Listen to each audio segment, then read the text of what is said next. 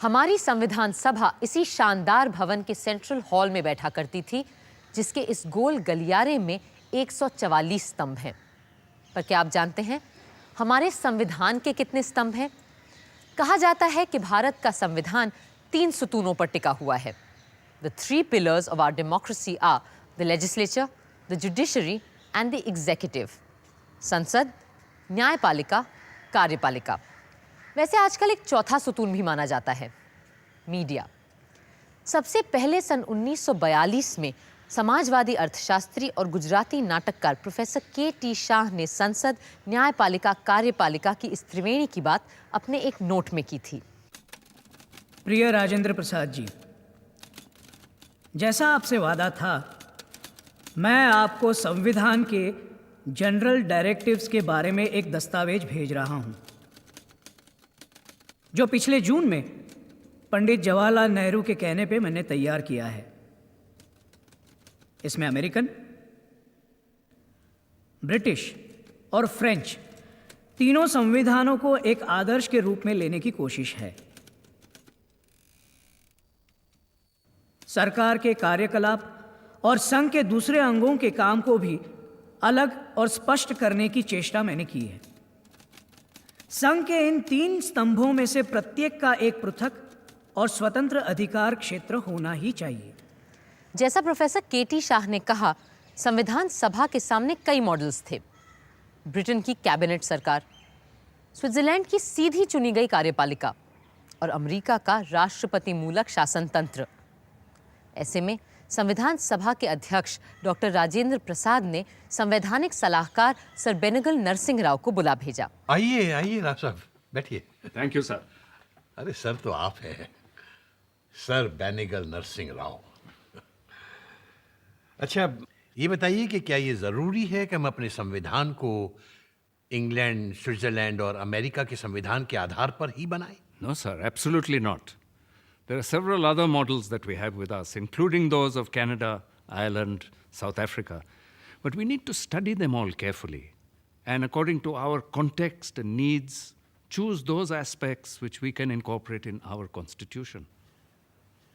Exactly. I couldn't agree with you more. लेकिन आपकी तरह सब लोगों को, यहाँ तक कि हमारे अच्छे वकीलों को भी दुनिया के संविधानों के बारे में मालूमात कहाँ है? Yes, sir. That is why I thought of drafting a questionnaire, which we will send out to all our members, asking for their written opinion about the rights and the formation of the executive, and also begin telling them about the choices made by other countries. बल्कि इस questionnaire से जल्द और ज़्यादा से ज़्यादा लोगों के ख्यालात का भी पता चलेगा, और तब हो सकता है जून 48 तक हम संविधान के काम को पूरा भी कर पाएं। Yes, sir. I will immediately begin drafting the questionnaire and send it out to all members of the central and provincial assemblies. Thank you. 17 March 1947 को constitutional adviser sir B N. Rao ने 27 सवालों की एक प्रश्नोत्तरी बनाई। इसमें हर तरह के सवालों के साथ दुनिया भर के संविधानों के उदाहरण भी सामने रखे गए थे। जैसे, क्या राष्ट्रपति को दोबारा चुना जा सकता है? सवाल के साथ लिखा था, अमेरिका में रूजवेल्ट के अपवाद के अलावा जिन्हें 4 बार चुना गया, राष्ट्रपति का निर्वाचन केवल 2 बार हो सकता है। वहीं स्विट्जरलैंड में राष्ट्रपति को दोबारा चुने जाने का अधिकार ही नहीं है, और आयरलैंड में राष्ट्रपति का चुनाव केवल 1 और बार हो सकता है। सभी राज्यों की विधानसभाओं और संविधान सभा के सदस्यों को ये प्रश्न पत्र भेजा गया। What should be the designation of the head of the Indian Union? It should be president. No. Rashtrapati. Sounds more Indian. It is president for me. What should be his term in office? It should be 4 years. 6, I think. Should he be eligible for re-election? Yes. But not for more than 2 consecutive terms like in United States of America. Yes, but for a further period of not more than 3 years. What should be the nature and type of the Union executive? British, that is parliamentary, or American, which is presidential, or Swedish, which is a mixture, or something else? Parliamentary, of course. For once, I agree with you. Parliamentary. Parliamentary it is. सिर्फ 2 जवाब? Yes, sir. From Dr. Shyama Prasad Mukherjee of Bengal and Sardar K.M. Panikkar of Travancore, and 7 more from the provinces. लेकिन राव साहब, ऐसी हालत में हम constitution के खाके को लेकर आगे कैसे बढ़ेंगे? Don't worry, sir. I will immediately start drafting a memorandum for the Union Constitution. और साथ ही आपको कॉन्स्टिट्यूशन के क्लॉजेस के ड्राफ्ट भी तैयार करने पड़ेंगे। देख लीजिएगा, एक बार ढांचा बनने के बाद सब लोग नुक्ताचीनी करने खड़े हो जाएंगे, लेकिन शुरुआती दौर में कोई सामने नहीं आएगा। राव साहब चाहते थे कि प्रेसिडेंट को पूरे राष्ट्र द्वारा एक सार्वजनिक चुनाव से इलेक्ट किया जाए, पर उनकी ये तजवीज़ मानी नहीं गई।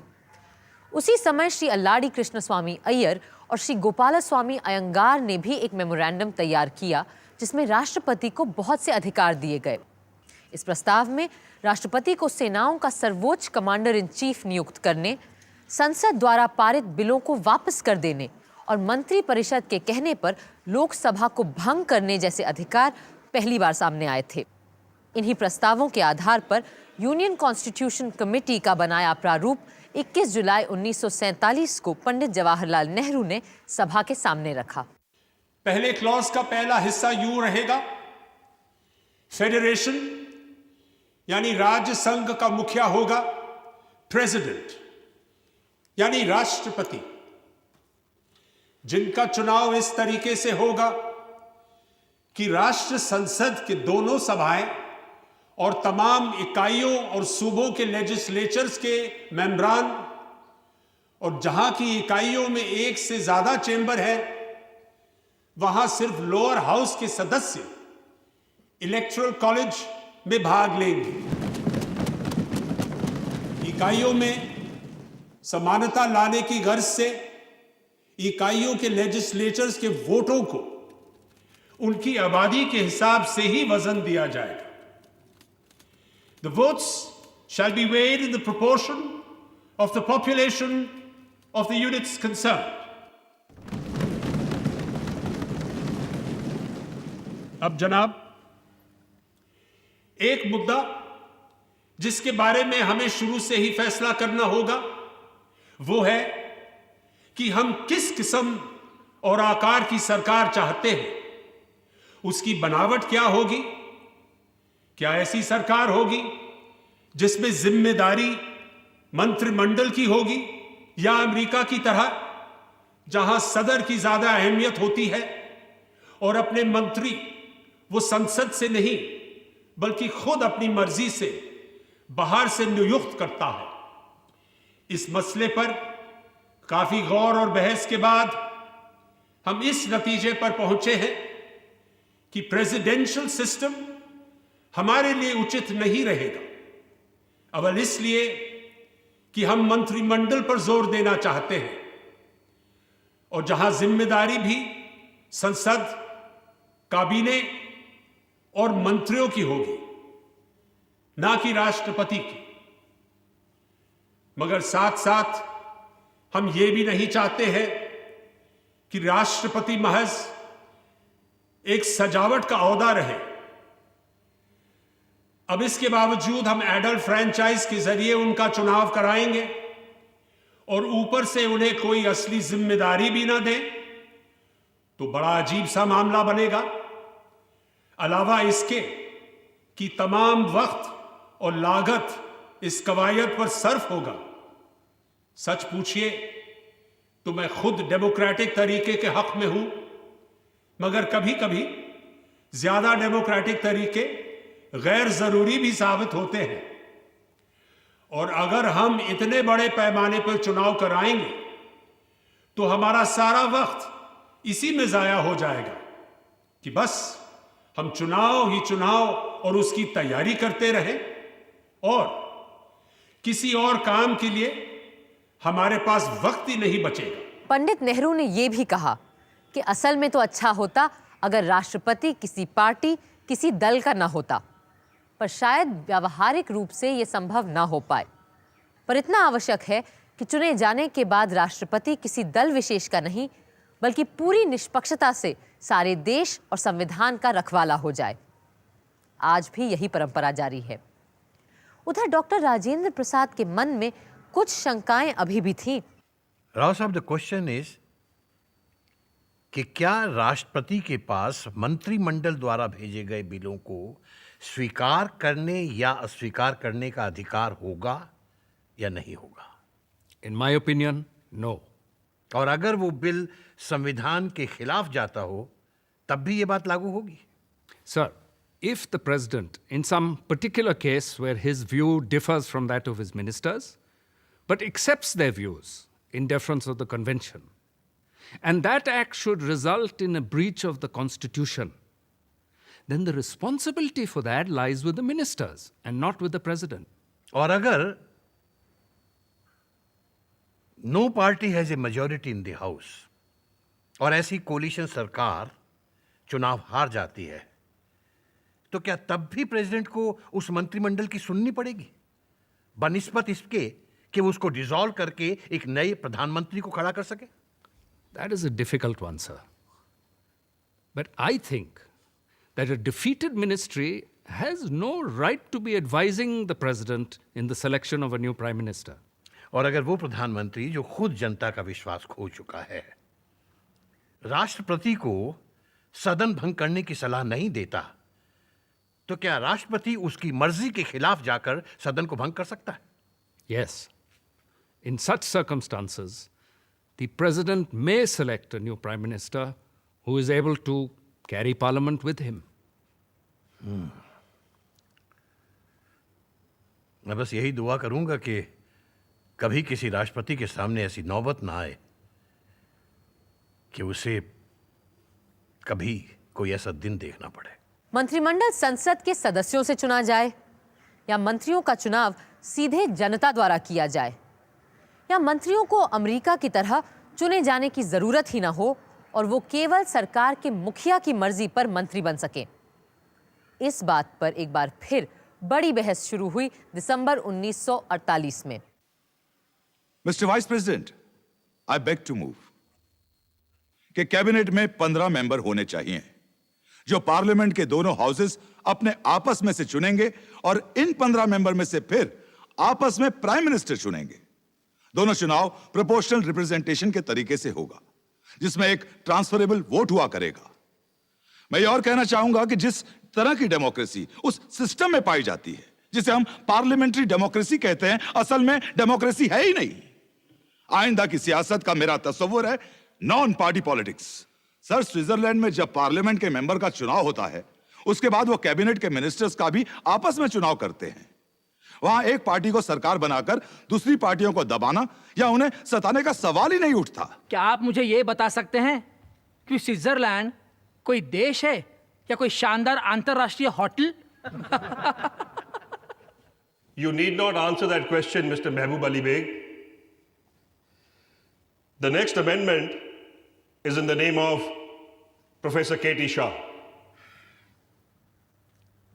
सर, आई मूव कि आर्टिकल 61 के क्लॉज 1 में with the prime minister at the head को हटा देना चाहिए। प्रधानमंत्री को संविधान के दायरे से बाहर रखने का यह कारण नहीं है कि मैं प्रधानमंत्री के पद के ही विरुद्ध हूं। ब्रिटेन के संविधान में आज भी प्रधानमंत्री का कोई स्थान नहीं है और प्रधानमंत्री को जो भी सामाजिक और शासकीय सम्मान और स्थान मिलता है वो इस वजह से कि उसके पास मंत्रिपरिषद का विश्वास है, न कि इसलिए कि संविधान उसे यह हक देता है। क्या मैं प्रोफेसर शाह से यह जान सकता हूं कि हालांकि वो ये कह रहे हैं कि बरतानिया के आइन में वजीर आजम या प्राइम मिनिस्टर का कोई वजूद नहीं है, पर क्या यह हकीकत नहीं है कि बरतानिया के आइन में वजीर आजम का वजूद एक हकीकत है? मैंने ये नहीं कहा कि प्रधानमंत्री के पद को ही निरस्त कर देना चाहिए, ऐसा कुछ भी नहीं है। मेरी मंशा सिर्फ इतनी है कि संविधान में हमें कैबिनेट के सारे मंत्रियों को बराबर का दर्जा देना चाहिए और किसी को भी अधिक महत्व नहीं देना चाहिए। इससे कैबिनेट की जिम्मेदारियों में एक फ्लेक्सिबिलिटी भी बनी रहेगी, जो अभी वहां नहीं है। मुझे यह भी प्रस्ताव रखना है कि जब भी कोई मंत्री और खास करके प्रधानमंत्री बदला जाए तो उसे पूरे संसद के सामने प्रस्तुत किया जाए और उस व्यक्ति पर सदन का विश्वास मत लिया जाए। और यदि कोई यह विश्वास मत प्राप्त करने में असफल रहे तो उसे तुरंत हटाकर उसकी जगह किसी और को नियुक्त किया जाना चाहिए। और अगर पूरे मंत्रिपरिषद को ही सदन का विश्वास ना मिले तो पूरे कैबिनेट को ही निरस्त कर देना चाहिए और उसकी जगह नया मंत्रिमंडल बनाया जाना चाहिए। जाहिर है ऐसे प्रधानमंत्री और कैबिनेट के बारे में संशोधन प्रस्ताव पारित नहीं हो पाए, लेकिन राष्ट्रपति के चुनाव को लेकर बहस बहुत बाद तक जारी रही और सन 1948 के अंत में संविधान सभा में प्रोफेसर केटी शाह ने एक अनुमोदन प्रस्ताव के जरिए फिर से ये मुद्दा उठाया। सर, मेरा अभी भी यही विचार है कि हम बहुत बेहतर व्यवस्था बनाएंगे अगर हम राष्ट्रपति का चुनाव सीधे सीधे सारी वयस्क जनता के वोट से करें, ना कि उस तरह घुमा फिरा के जैसा कि हम करने की सोच रहे हैं। आखिर यह भी तो सोचिए कि आपकी संसद कभी भी भंग हो सकती है, जबकि राष्ट्रपति का चुनाव एक सुनिश्चित अवधि के लिए होगा। इसीलिए मैं इस व्यवस्था की बात कर रहा हूं और आशा है कि आप इसे स्वीकार करेंगे। Sir, the constitution before the House is a parliamentary system where the government is carried on not directly but by the duly elected representatives of the people. And in consonance with that principle, the framers of this constitution have wisely made the presidential election an indirect election and not a direct one as Professor Shah envisages. Sir, the whole question turns upon one issue. That is, who is going to be responsible to the people of the country with regard to the administration? A president coming through the direct vote as such has an independent existence outside the sphere of the parliament. And sometimes, as honorable members may have seen, conflicts do arise between the parliament and the president. Sir, it makes the smooth working of the machinery very difficult. The Union Committee has given due attention to this question, and therefore, the amendment may be rejected.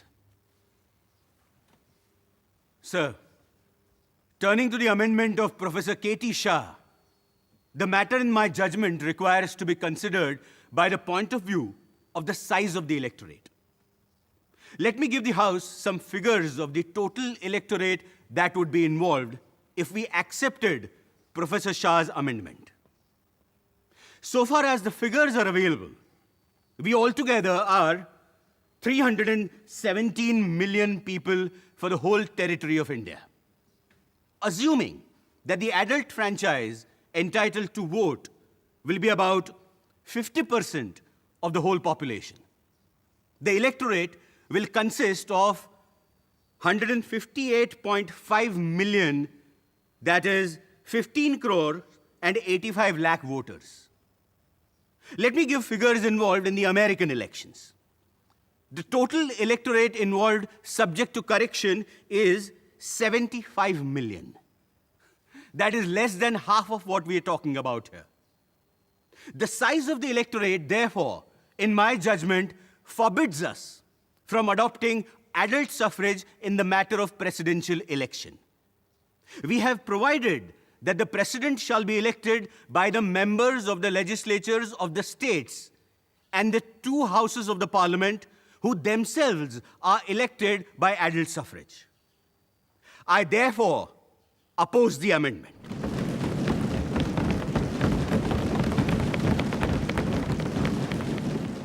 और यूं तय हुआ भारत के राष्ट्रपति के चुनाव का मसला।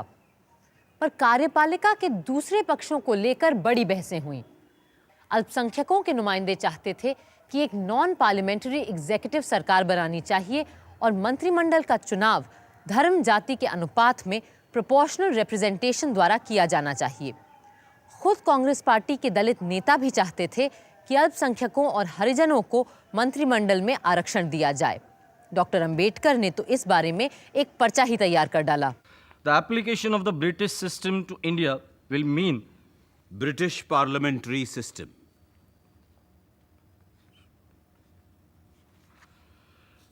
Application of British parliamentary system to India will mean that the cabinet is formed by the majority party. Although in England this would mean a political majority. In India it will be... In India, the majority is a communal majority. No matter what social and political programs it may have, the majority will always retain its character of being a communal majority.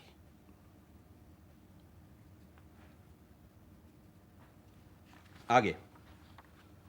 The majority in Britain is under no obligation to bring a representative of the minority communities into the cabinet.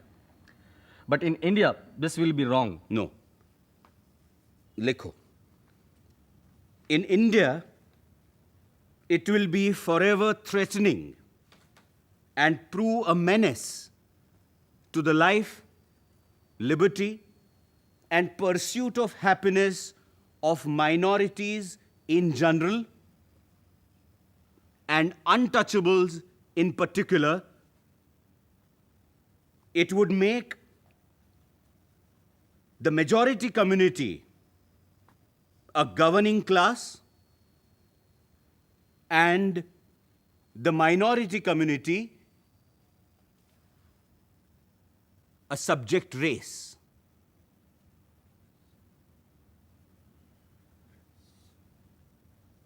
अब इसे print करने के लिए भेज दो।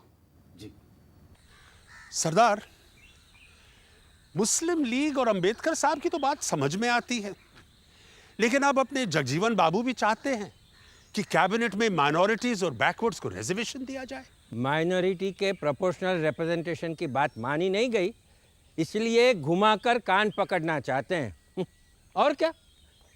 पर उन्हें इस बात पर विश्वास क्यों नहीं होता कि डेमोक्रेसी में खुद लोग ध्यान रखेंगे कि ज़्यादा से ज़्यादा लोगों का साथ और नुमाइंदगी सरकार को मिले। और ड्राफ्टिंग कमेटी ने भी यही कहा है कि जहां तक मुमकिन हो राष्ट्रपति को इस बात पे ध्यान रखना चाहिए कि कैबिनेट में अलग अलग ग्रुप्स और माइनॉरिटीज की नुमाइंदगी होनी चाहिए। पर ये लोग इतनी आसानी से मानेंगे नहीं और सब कमेटी में वोट की जीत करेंगे। पार्टी की तरफ से व्हिप जारी करना होगा इस बारे में। बात बात पर व्हिप जारी करना ठीक नहीं है। प्रस्ताव पर वोट होगा तो देखा जाएगा। जब डेमोक्रेसी अपनाई है तो वोट से क्या डरना। लेकिन एक बात जो सबको समझनी चाहिए, किसी भी आईन में सब बातें लिखी नहीं जा सकती। कुछ ऐसी बातें होती हैं जिसे टैसिट कन्वेंशंस के लिए भी छोड़ना चाहिए। मैं यहीं ठहरता हूं, आप अपनी दौड़ पूरी कर आइए। हमें अपने आप, अपने मुल्क और अपनी सरकार पर भरोसा करना सीखना पड़ेगा।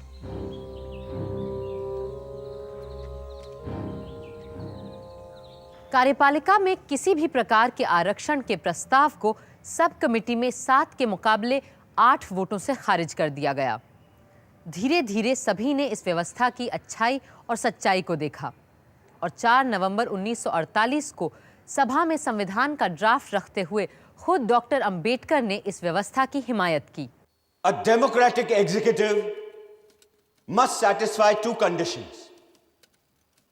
1, it must be a stable executive. And 2, it must be a responsible executive. Unfortunately, it has not been possible so far to devise a system which can ensure both in equal degree. What the draft constitution proposes is the parliamentary system. The draft constitution places a functionary at the head of the Indian Union who is called the President of the Union. The President of the Indian Union will be generally bound by the advice of his ministers. He can do nothing contrary to their advice. The ministers under the Indian Union are members of Parliament. Only members of Parliament can become ministers. अगर हम अपने यहाँ non parliamentary executive को लेकर आएं तो cabinet के लोग नेशा खातिर होकर आराम से अपना काम कर सकेंगे, वरना अपने वजूद के लिए अपने हिमायतियों के रहमो करम पर रहना पड़ता है। और इसीलिए पार्लियामेंट्री एग्जीक्यूटिव में सरकार कमजोर पड़ जाती है और वजीरों को अपने फिरके, कौम या जात के हिमायतियों के भरोसे पे कायम रहने पर मजबूर होना पड़ता है।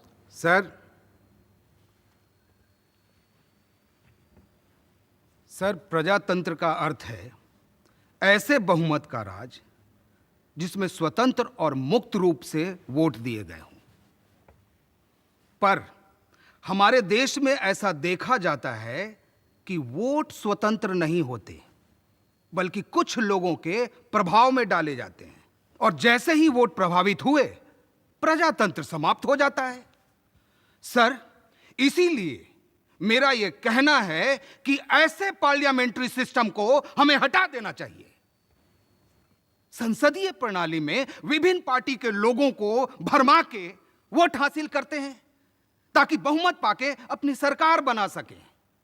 सर, यह बहुत ही गंभीर और खतरनाक बात है और हमें साफ दिखाई देता है कि ऐसे लोग सिर्फ अपने रिश्तेदारों और पार्टी के लोगों को ही खुश करने के लिए सारे काम करते हैं, सारे। पर प्रोफेसर केटी शाह और कई दूसरे लोग संविधान में सोचे गए 3 स्तंभ, संसद, न्यायपालिका, कार्यपालिका के सारे प्रावधानों से संतुष्ट नहीं थे। उपसभापति जी, sir, I beg to move संघ के मुख्य अंगों संसद, कार्यपालिका और न्यायपालिका के अधिकारों को एक दूसरे से पूर्णतः पृथक होना चाहिए। सर, मेरे विचार से ये एक चीज सारी दूसरी बातों से अधिक महत्व की है अगर हमें सिविल लिबर्टीज और रूल ऑफ लॉ को बचाना है। यह बहुत जरूरी है कि न्यायपालिका किसी भी शक और शुबे के दायरे से ऊपर रहे और इसीलिए उसे किसी भी प्रदूषण से बचाना जरूरी है। उम्मीद है मेरी खरी बात किसी को बुरी नहीं लगी होगी। न्यायपालिका को किसी भी राजनीतिक पूर्वाग्रह की छूत से भी बचना होगा और हर राजनीतिक पार्टी में यह बीमारी होती ही है। यही तर्क थोड़ा सा बदलकर संसद और कार्यपालिका पर भी लागू होता है। कार्यपालिका अगर चाहे तो संसद को भ्रष्ट कर सकती है। कार्यपालिका संसद सदस्यों को पोस्ट और मंत्री पद के तोहफे देकर उनके वोट खरीदने की ताकत रखती है। पश्चिम से आई जिस पार्लियामेंट्री व्यवस्था को हम अपनाने जा रहे हैं उसका सबसे बड़ा रोग यही है कि किसी को पद देते समय यह देखा जाता है कि वो वोट कितने ला सकता है, न कि यह कि वो देश और समाज की सेवा कितनी कर सकता है। अभी से आने वाले मंत्रियों पे आरोप मत लगाइए। मुझे पता है कि मेरी आवाज यहां नक्कार खाने में तूती की आवाज की तरह है, पर फिर भी मैं अपनी बात आपके सामने रखूंगा और यही कहूंगा कि हम कोई बहुत स्वस्थ परंपरा नहीं डाल रहे हैं। हम सबके लिए और देश के लिए यही अच्छा रहेगा कि हम एग्जीक्यूटिव, जुडिशरी और लेजिस्लेचर के तिगदे को किसी एक सर्वशक्तिमान कैबिनेट की जकड़ से बाहर रखें। पर दूसरों के ख्याल भी दूसरे थे। Sir, I oppose the new clause. My main reason is that this House is wedded to a parliamentary system of democracy. And this new clause is out of place in such a constitutional structure. व्यक्तिगत तौर पर मुझे लगता है कि यदि उन पर छोड़ दिया जाए तो डॉक्टर अंबेडकर अमेरिकन तंत्र को ही पसंद करते, और बहुत हद तक मैं उनसे सहमत भी हूं कि हमारी मौजूदा संसदीय प्रणाली में बहुत सारी कमजोरियां हैं। हमने कितने ही सूबों में देखा है कि कैसे राजनीतिक पार्टियों के मंत्री 4-4, 5-5 सदस्यों के दलों को घूस देकर खुश रखने की कोशिश करते हैं ताकि उनका बहुमत और उनकी सत्ता बनी रहे। शायद ये हमारी गुलामी है कि हम ब्रिटिश सरकार के तंत्र को अपनाने में ही लगे हुए हैं, उसी कोशिश में लगे हुए हैं। यदि ऐसा ना होता तो हमने अमेरिकन सिस्टम को अपनाया होता। वहां जुडिशरी और लेजिस्लेचर और एग्जीक्यूटिव एक दूसरे से बिल्कुल स्वतंत्र हैं।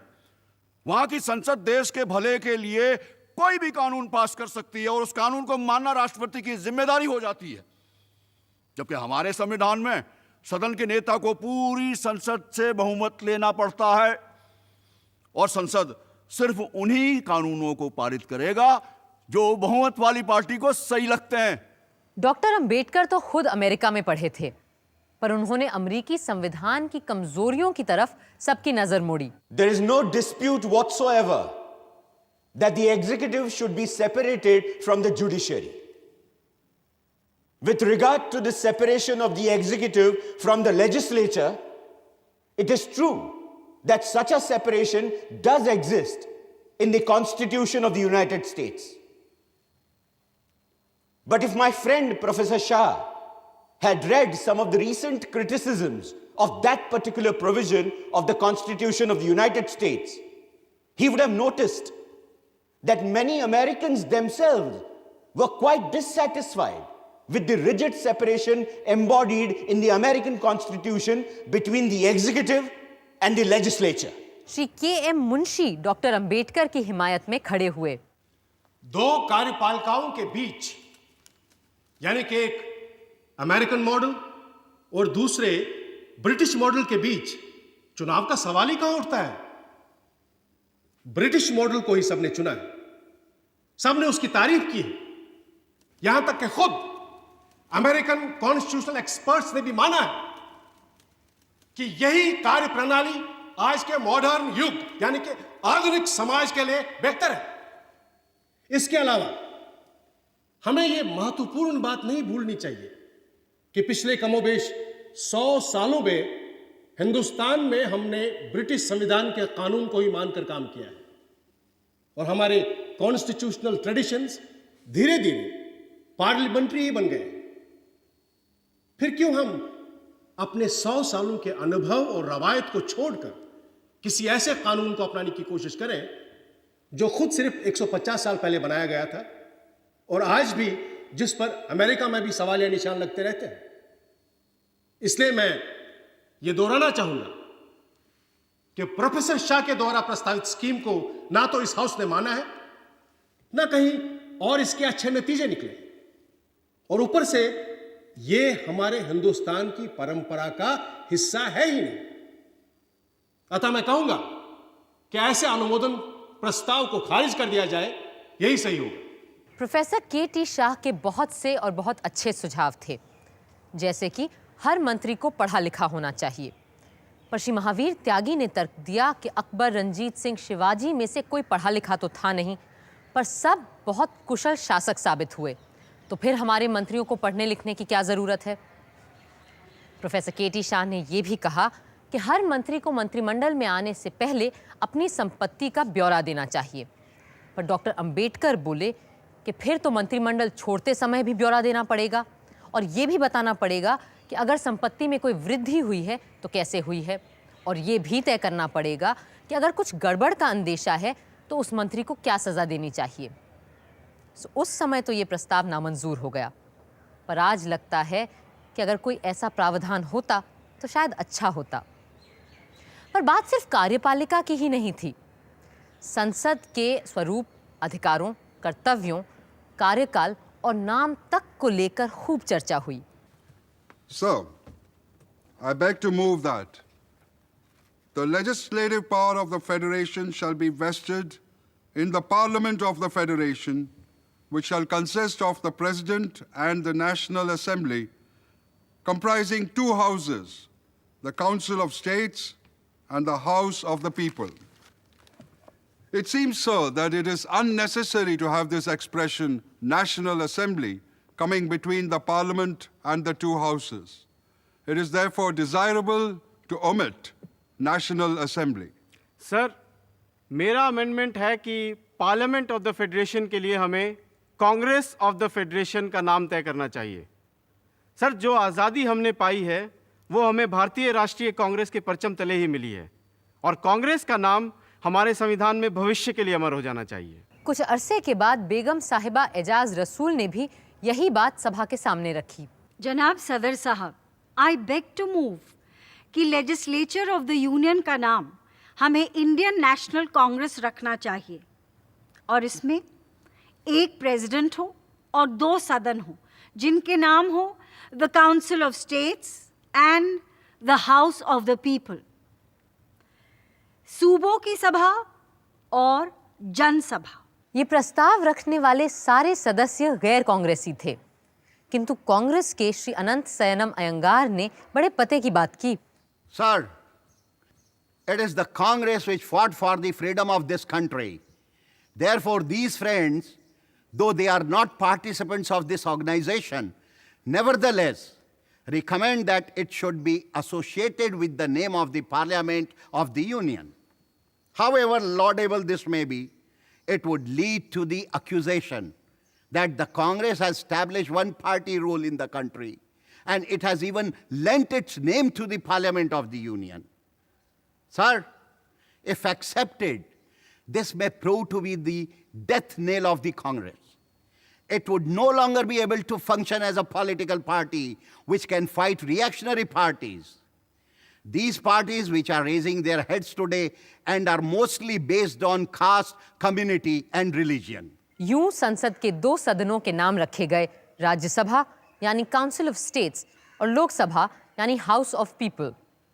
इन सदनों की मियाद को लेकर भी कई मत थे। यूनियन कॉन्स्टिट्यूशन कमेटी ने लोकसभा का कार्यकाल सिर्फ 4 साल का रखा था, किंतु पंडित नेहरू और नेताजी सुभाष चंद्र बोस के चहेते आयरिश क्रांतिकारी प्रधानमंत्री एमन डिवलेरा ने कहा कि 4 साल का वक्त चुने गए सांसदों के लिए बहुत कम होता है, क्योंकि पहला साल तो सदन का कामकाज समझने में ही निकल जाता है और आखिरी साल चुनाव की तैयारी में। इसलिए लोकसभा का कार्यकाल कम से कम 5 साल का होना चाहिए।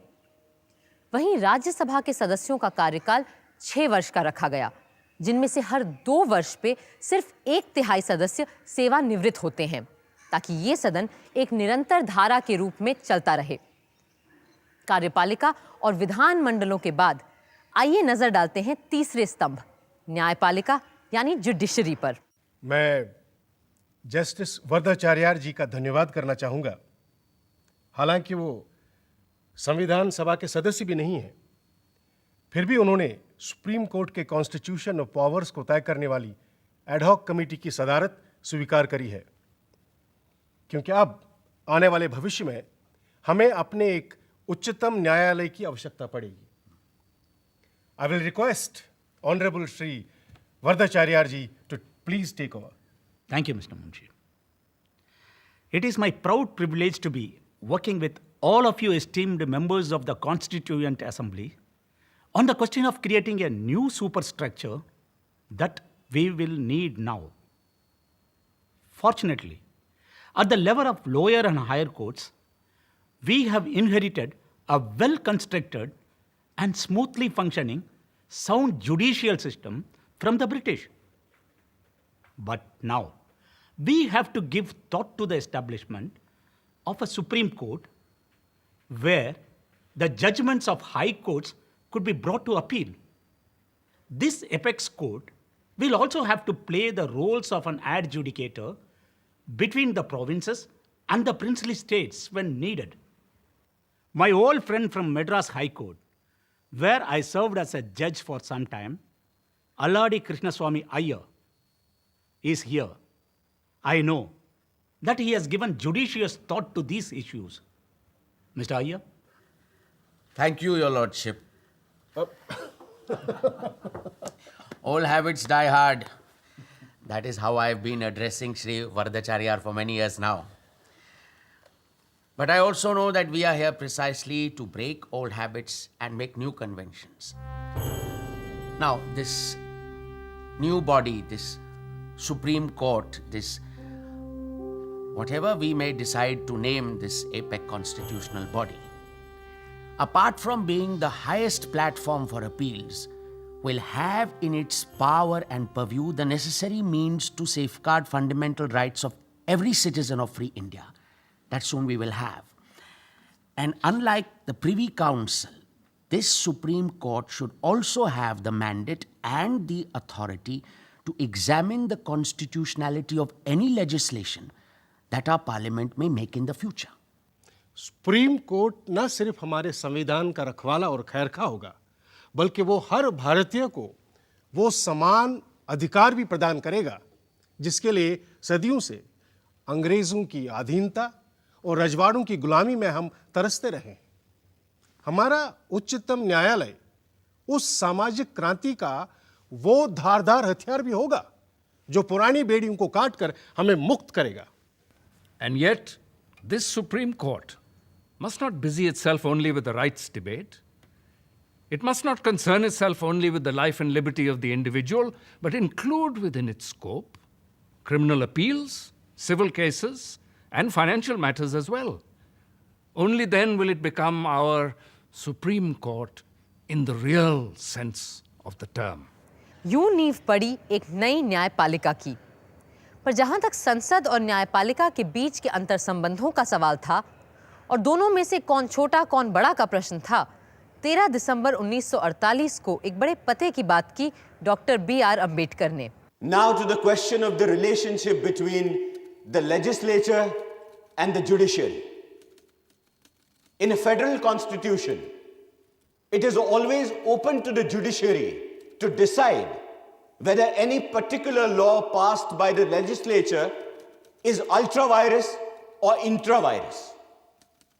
In other words, the judiciary would be endowed with the authority to question the law, not merely on the ground whether it was in excess of the legislature's authority, but also on the ground that whether the law was a proper law. It may be a perfectly good law, but if it violates the fundamental principles, the judiciary would have the power of declaring it invalid. For myself, I cannot omit the possibility of a legislature packed by partymen making laws which may abrogate and violate the fundamental rights affecting the life and liberty of an individual. At the same time, I do not see how 5 or 6 gentlemen sitting in the Supreme Court examining laws made by the legislature by dint of their own individual bias and prejudice be trusted to determine which law is good and which is bad. It is a case where a man has to choose between the devil and the deep sea. I therefore would leave it to the House to decide either way it likes. संविधान सभा ने तय पाया कि संसद और न्यायपालिका दोनों ही लोकतंत्र के लिए बराबर महत्व के हैं और इसीलिए जुडिशरी की आज़ादी को ध्यान में रखते हुए उच्चतम न्यायालय और उच्च न्यायालय के जजों की नियुक्ति में मंत्रिमंडल का कोई हाथ नहीं होगा। ये जिम्मेदारी सीधे राष्ट्रपति की होगी, जो चीफ जस्टिस के सुझाए नामों को इन अदालतों में नियुक्त करेंगे। इसी बात को एक बार फिर 24 मई 1949 को श्री बी पोकर साहब बहादुर ने सभा के सामने साफ-साफ रखा। I submit, sir, the views expressed by the Federal Court and the Chief Justice of the various high courts assembled in conference are entitled to the highest weight before this assembly. It is of the highest importance that the judges of the Supreme Court should not be made to feel that their existence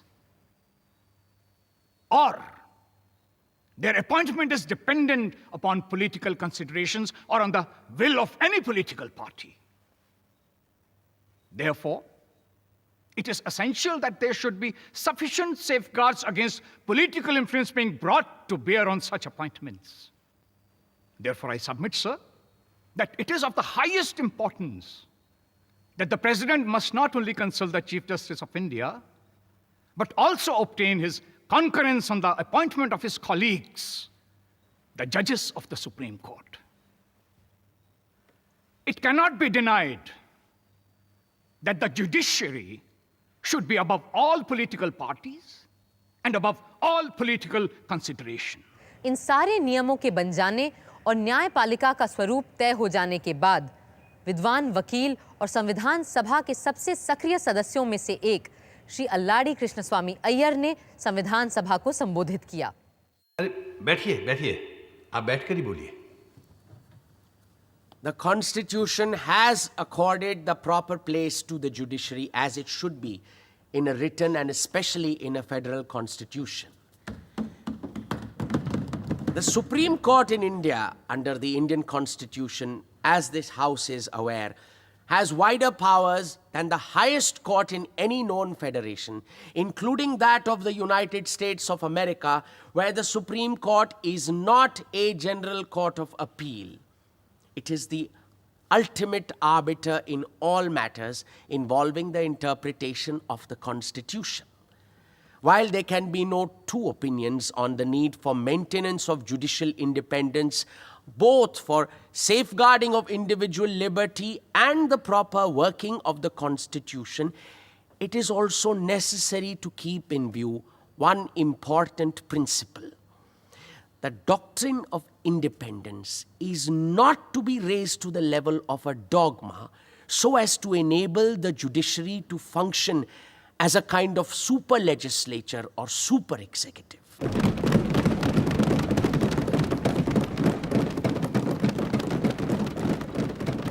Sir,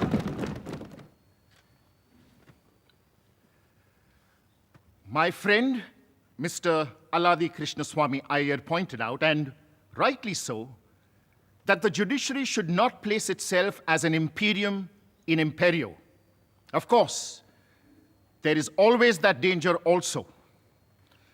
When people talk of separation of power, this separation of power may be made in such a way that the judiciary may be invested with immense power, that it might eventually lead to the breakdown of the government of the day, which I believe is not the case in our constitution.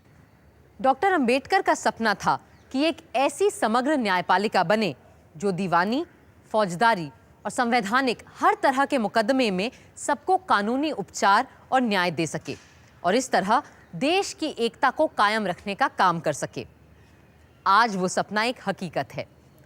कुल मिला के विधानमंडल, न्यायपालिका, कार्यपालिका की इस त्रिवेणी ने एक ऐसा बेजोड़ अटूट जाल बुना, सीमलेस वेब, जो हमारे दुनिया के सबसे बड़े लोकतंत्र को संभालने, बांधने और पालने का काम कर रहा है।